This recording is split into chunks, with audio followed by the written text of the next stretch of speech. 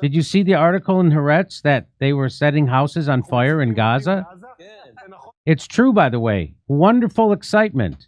And you see how happy they are that they're committing war crimes, and they're not even like trying to cover them up. They're bragging about it, and they're cheering on more. I wanted to get your take on, the mindset of the Israeli people who could, sit by and cheer this on, which is what is happening in their name. And so I came across this video. Someone put a compilation of some of these things that are being sent on Israel's Channel 14. And Prem Thacker describes it as some of the most chilling 2 minutes of TV you've ever seen. And so I'll just, of course, we have to translate it. So I'll read it, and then it's about 2 minutes long, and I'll get your response to it. This is truly mind-blowing. Well, and then this, by the way, this is from in 2024. So it's so what he said here, let me just kind of read it to you.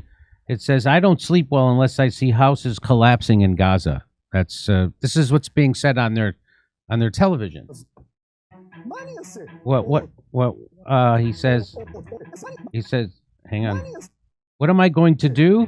More houses, more towers. This is from November 2nd, 2023. They shouldn't have anywhere to return to. So that's right out in the open. He's basically cheering on ethnic cleansing. That's what the definition of what it is. Did we need this disaster to happen in order to understand that the Palestinians are an unnecessary group? To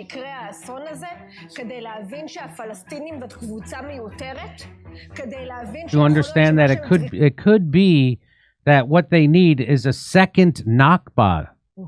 Wow. So what should they do? You see civilians open fire, shoot civilians. Of course, they're not civilians. So they're just advocating for slaughtering civilians right on television. And I think that the first time we see the images from Gaza, turn it down a little. The images from Gaza of the bombings of the buildings and the bodies, the first time, at least we say, who cares? He says, who cares? It's not enough. It's not interesting. It needs to be much stronger. With God's help, Gaza will become the Riviera of the Middle East. This is from last year. Did you see the article in Haaretz that they were setting houses on fire in Gaza? It's true, by the way. Wonderful excitement. And you see how happy they are that they're committing war crimes, and they're not even like trying to cover them up. They're bragging about it, and they're cheering on more. It keeps going. It says it as if it was a bad thing. So they're saying the things that the rest of the world, it would shock our conscience to see. The mentality of the Israeli people is the exact opposite. It's like they're almost not even, they're not normal human beings, right? It's not as if. They're not normal human beings because the rest of the world is shocked by this. It's what they call shocks our conscience. And not only are they not shocked by it, they're pleased by it, and they cheer it on. There's a little more. It's very simple. Take a crop duster, fill them with gas, spray them all over Gaza, and tell them if you don't release the hostages within an hour, all of Gaza will go up in flames. I don't take pity on these Gazans, this guy says. I don't think that there's anyone in the United States of Israel who should take pity on these Gazans. I mean, these people look normal. They're well groomed. They're in suits. They're educated. They don't seem like raving. They don't appear. They don't look. If you just looked at them, they look like normal humans. But when they talk and you hear what they're saying, they're the most depraved, psychopathic, bloodthirsty killers I've ever come across. I mean, that includes World War II for sure. I don't remember videos of Nazis sitting around and cheering on more, and what the German people the German people sitting around cheering this stuff on. Maybe they exist. I haven't seen it. This is crazy. I'll show you just a little bit more. not on adults, not on the elderly, not on young people, and not on children. As far as I'm concerned, they should starve to death. They should starve to death. Which, why do I care about them? So just like the opposite of what it means to be a human being, we know that there is a legal process underway in The Hague, and soldiers' songs of "May your village be burned" don't exactly help us. So this guy's saying, "Hey, why don't you quit being so vocal in your support of the war crimes you're doing, because it doesn't help us internationally in an international criminal court or in The Hague." And what's this response?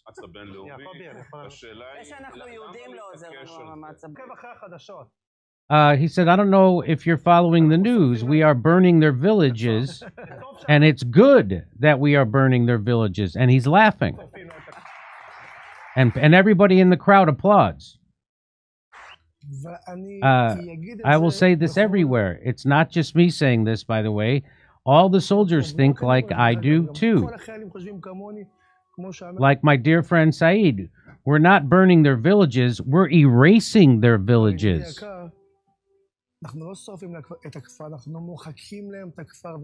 And we need to burn their village. So, I mean, it goes on and on. So, that is such a peek into the depravity of their psyche. And has that been your experience when you've interacted with Israelis, and how exactly do they get that way? I mean, that's Nazi stuff. Jimmy, this has been the life of Palestinians for years and years, for over 77 years since the Nakba, the first catastrophe. Jimmy, this is the reality that we've been trying to tell the world about, and Israel has been trying to hide, but we've been living this suffering each and every day. If these Israelis were not this brutal, if they did not hate Palestinians this much, they would not have taken all over Palestinian lands, confiscated them so brutally and viciously like that. The Gaza Strip wouldn't have been under a lasting Israeli siege for the past 18 years, while the international world, the international community is watching in silence. For the first time, Israelis are being vocal about their genocidal intent. Since the first day, Jimmy, you remember Israeli officials coming out in statements saying, "These are human animals. We will starve them. We will cut the water supply, the electricity supply, and we will force a complete and total blockade on the Gaza Strip." If their politicians and government people are saying this out loud in front of the entire world, wouldn't minimum the population feel the same way? They find it okay if their own politicians are bragging about this. We're talking about a two-state solution, Jimmy. Who are we kidding? The international community, the UN Council, everyone is talking about a two-state solution. When each and every Israeli prime minister comes out and brags and says, I'm glad that I have been successful in not allowing a two-state solution to be implemented.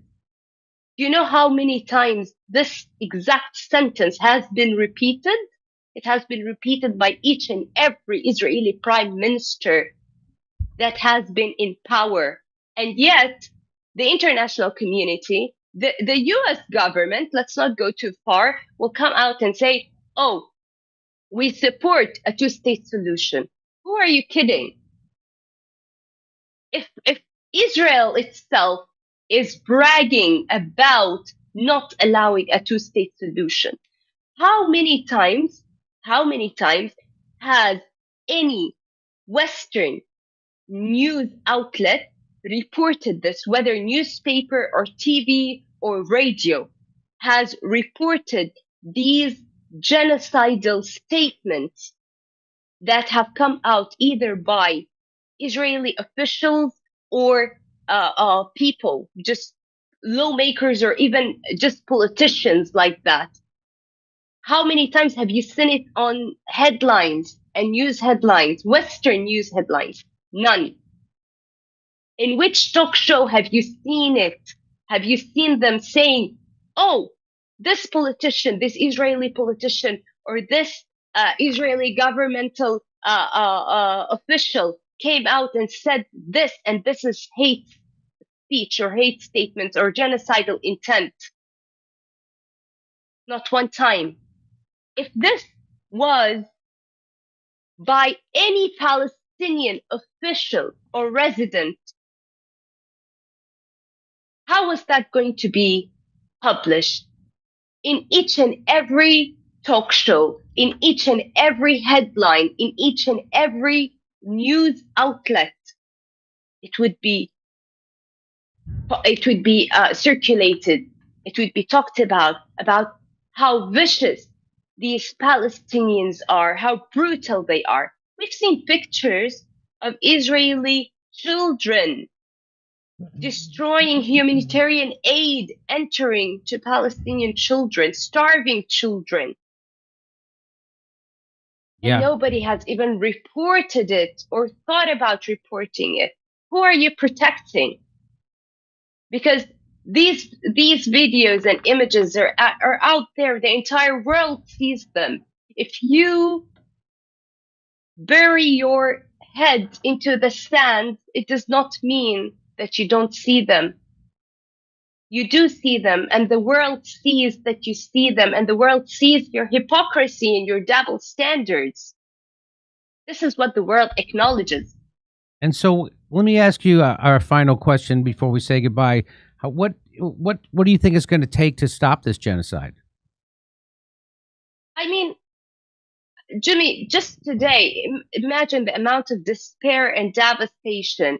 Today, the UN Council today, 14 states out of 15 voted for the end of this genocide, for an instant ceasefire, and the United States used a veto against that decision, while the United States is mediating for these past month, as it has been allegedly claiming, to end this war and to end this genocide. How is that even possible? How is that even possible? How can that be a reality when 14 states vote for the end of this war and the United States uses a veto against this decision? When it is seeing all these war crimes being committed day after day against civilians, against a population, regardless of what Israel is saying, regardless of what Israel is trying to claim, the entire world, including the United States, knows the reality of what is happening. Matthew Miller, just 2 days ago on the show, everybody knows what he said.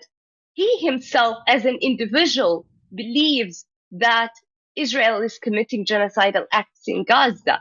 Each and every individual, human being, even the Israelis themselves, they know for sure that Israel is committing war crimes. The only difference is that the Israelis are proud of the war crimes and the genocidal acts that Israel is committing deliberately on or against the Palestinians.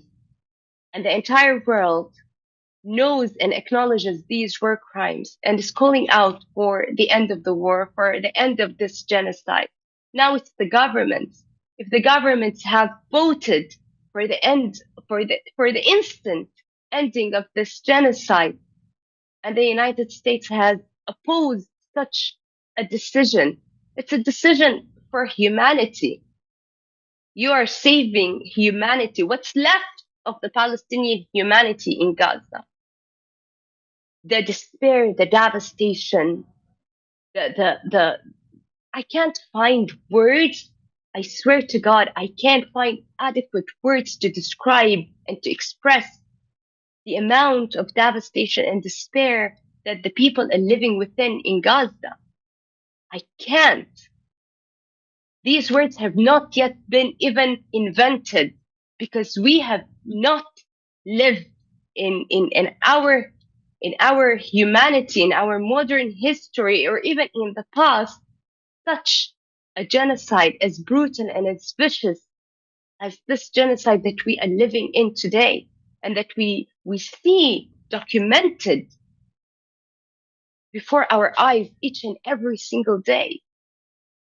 Every single person and official that is silent about it, that is not doing what they can to end it and to end this devastation against this innocent population and these innocent children being slaughtered each and every single hour of every single day, is complicit in it. Youmna Al Saeed, I really appreciate you coming on. I appreciate the work you're doing, the courage you showed, and thanks for sharing it with our audience. I appreciate it. Thank you so much for having me on your show, Jimmy. I really appreciate it. Hey, if you watch this show, you already know the media lies for the establishment nonstop. They lied about Russiagate, Ukraine, COVID, the lockdowns, all of it.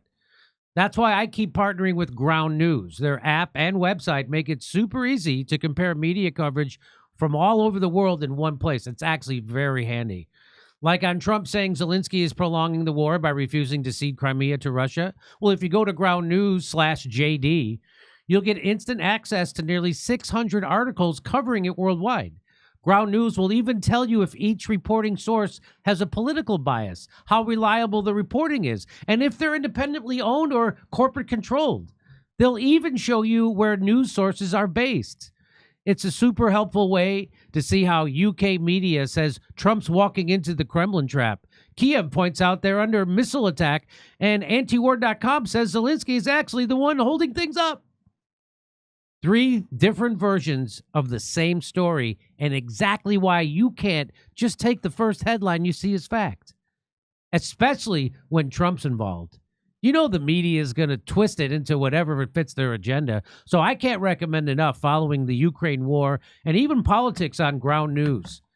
Check your blind spots and find the stories missing from either side of the political spectrum. You won't get this kind of transparency from mainstream media. Ground News is a lot like this show, actually. They're doing what we're doing. So just go to ground.news/JD or just scan the QR code on the screen. We're offering my viewers 40% off the same plan I use, which gets you unlimited access to all their features. This knocks the price down to just $5 a month. Subscribing not only supports an independent news platform working to make the media more transparent, it also supports this show and everything we do here. Come see us on tour in Glasgow, Manchester, Belfast, Dublin, Liverpool, Birmingham, and London. Go to jimmydore.com for a link for tickets.